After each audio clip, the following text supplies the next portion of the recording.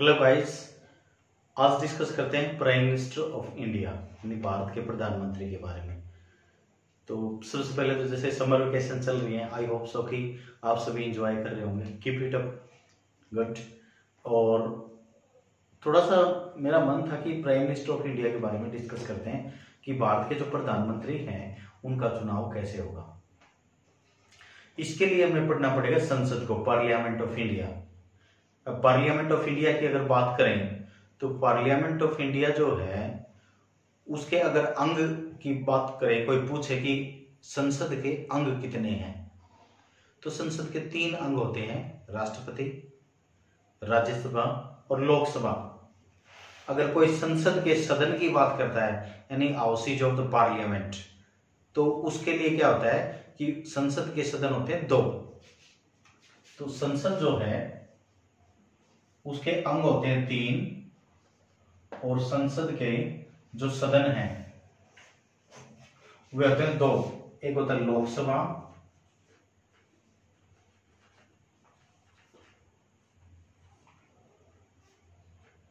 दूसरा होता है राज्यसभा।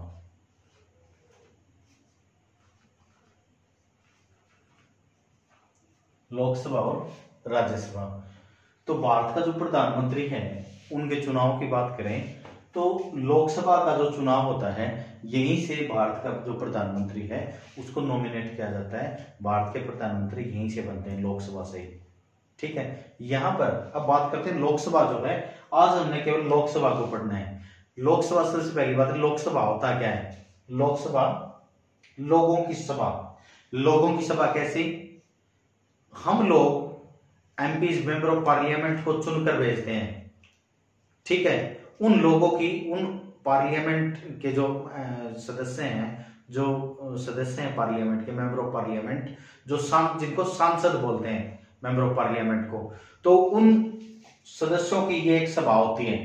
और लोगों की सभा इसको इसीलिए बोला जाता है क्योंकि हम लोग उनका चुनाव करके उनको संसद में भेजते हैं। अब जो संसद, जो लोकसभा है, इस लोकसभा के सदस्यों की संख्या कितनी है? टोटल अगर संख्या की बात करें तो ये 543 होती है। इसके सदस्यों की संख्या कितनी है? 543। 543 कैसे है? देखो 543 इस तरह से है। 530 आपको किसी बुक में मिल जाएगा, 530 + 13। 530 कहां से है? राज्यों से है। और 13 कहां से? केंद्र शासित प्रदेशों से है। तो इस तरह से टोटल मिलाकर के 543। ये टोटल कितने होते हैं? 543। तो अब बात आती है कि लोकसभा जो है इसका कार्यकाल कितना होता है।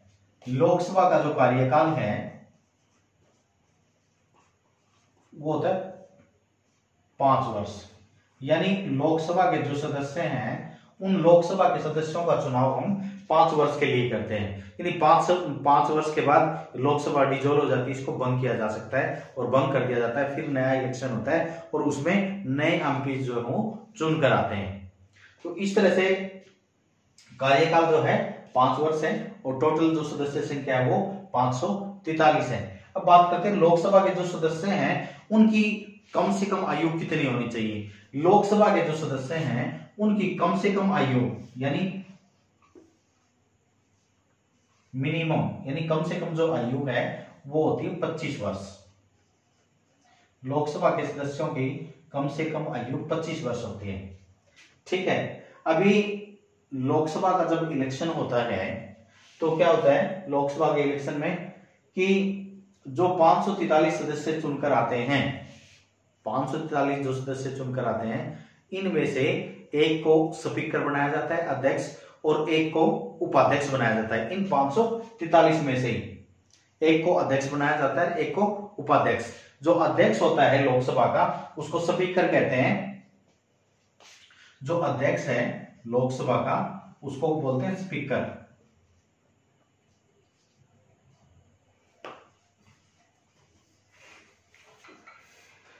एक इसका उपाध्यक्ष होता है। सदन की कार्रवाई अध्यक्ष करता है, स्पीकर। अगर अध्यक्ष नहीं है तो उसकी जगह पे उपाध्यक्ष जो है उस दिन सदन की कार्रवाई करता है। अभी पूरी लोकसभा का कार्यकाल होता है 5 वर्ष। अब क्या होता है, जैसे कोई इलेक्शन हुआ, जैसे सबसे पहले जो आम चुनाव थे वे मई 1952 में हुए। लोकसभा का जो पहला आम चुनाव था वो मई 1952 में हुआ था। अभी क्या है कि जब लोकसभा का जो इलेक्शन होता है उसमें 543 पदों पर इलेक्शन लड़ा जाता है सभी राज्यों व केंद्र शासित प्रदेशों में मिलकर के। अब जैसे अलग अलग पार्टी जो अलग अलग दल लड़ते हैं, जैसे बीजेपी है, कांग्रेस है, अन्य पार्टी हैं अदर्स, जिसमें क्षेत्रीय दल भी शामिल होते हैं। ठीक है, अब 543 पदों पर जो इलेक्शन लड़ा जाता है उसमें क्या होता है कि जैसे 543 में से सपोज करो बीजेपी के आ गई 280, कांग्रेस के आ गई 200, ठीक है, और जो बाकी हैं 53, ये अदर्स के आ गए। ठीक है, अब इन्हीं में से क्या होता है कि सबसे बड़ा दल बीजेपी आया, यानी जिसके पास सबसे ज्यादा सीटें आई। दूसरे नंबर पे कांग्रेस। राष्ट्रपति क्या करते हैं, लोकसभा में जो सबसे बड़ा दल है, सबसे बड़ा दल का मतलब जिसने सबसे ज्यादा सीटें जीती हैं, यहां पर बीजेपी ने 280 सीटें जीती हैं, तो वो क्या करते हैं राष्ट्रपति जी, वो सबसे बड़े दल के रूप में, जैसे बीजेपी है तो बीजेपी को इनवाइट करते हैं प्रधानमंत्री बनाने के लिए कि आप अपनी तरफ से किसी एक को नॉमिनेट करो और उसको प्रधानमंत्री बनाया जाएगा। तो इस तरह से ना फिर प्रधानमंत्री किसको बनाया जाता है, इलेक्शन जब होता है तो उसमें जिस भी पार्टी को बहुमत मिलता है तो बहुमत दल का जो भी नेता होता है उसको प्रधानमंत्री बनाया जाता है। अब जैसे फिर प्रधानमंत्री बनने का क्या रहता है कि जैसे टोटल 543 जो सीटें हैं, 543 की आधी कर दो प्लस 1 जोड़ दो उसमें, तो यहाँ पर 543 की आधी करके प्लस 1 जोड़ते हैं तो इसमें 272, यानी बहुमत के लिए कितनी सीटें चाहिए, 272। बीजेपी के पास कितनी है, 280। तो इस तरह से क्या होता है कि बीजेपी जो है वो बहुमत में है। उसके बाद क्या होता है, राष्ट्रपति जो है बहुमत दल के नेता को जो है वो शपथ खिलाते हैं, उनको नियुक्त किया जाता है। उसके बाद उनका फ्लोर टेस्ट होता है, महीने का लगभग टाइम होता है, उसमें फ्लोर टेस्ट होता है। फ्लोर टेस्ट का मतलब उनको जो है बहुमत हासिल करना होता है और वोटिंग होती है, तो उसमें अगर वो बहुमत हासिल कर लेते हैं तो उसके बाद वो रेगुलर प्रधानमंत्री बन जाते हैं, अदरवाइज सरकार जो गिर जाती है। उसके बाद जो है राष्ट्रपति को अपने विवेक से काम लेना होता है। तो इस तरह से जो लोकसभा है उसका कार्यकाल क्या है, 5 वर्ष का। उसके सदस्य की कम से कम आयु 25 वर्ष होनी चाहिए, इससे ज्यादा कितनी भी हो सकती है। दूसरा, उसका एक अध्यक्ष होता है, एक उपाध्यक्ष होता है। अगर बाई चांस उपाध्यक्ष को रिजाइन करना अपनी पोस्ट से तो वो अध्यक्ष को रिजाइन करेगा, अगर अध्यक्ष को रिजाइन करना अपनी पोस्ट से तो वो उपाध्यक्ष को रिजाइन करेगा। ठीक है, और पहले आम चुनाव जो है मई 1952 में हुए थे। तो इस तरह से हम यहां से प्रधानमंत्री का चुनाव करते हैं लोकसभा में से, क्योंकि इसकी टोटल सीट जो है 543। अब थोड़ा पीछे चलते हैं। अगर क्या था कि पहले 543 प्लस 2 एंग्लो इंडियन होते थे। एंग्लो इंडियन का मतलब होता है, एंग्लो इंडियन जैसे ऐसा व्यक्ति जो मूल रूप से जिसके पिताजी या जिसके दादाजी मूल रूप से इंग्लैंड के हों और जिसकी मम्मी या दादी जो है मूल रूप से भारतीय हो, उसको एंग्लो इंडियन बोलते हैं। तो पहले एंग्लो इंडियन का प्रावधान था, 2 एंग्लो इंडियन का चुनाव किया जाता था।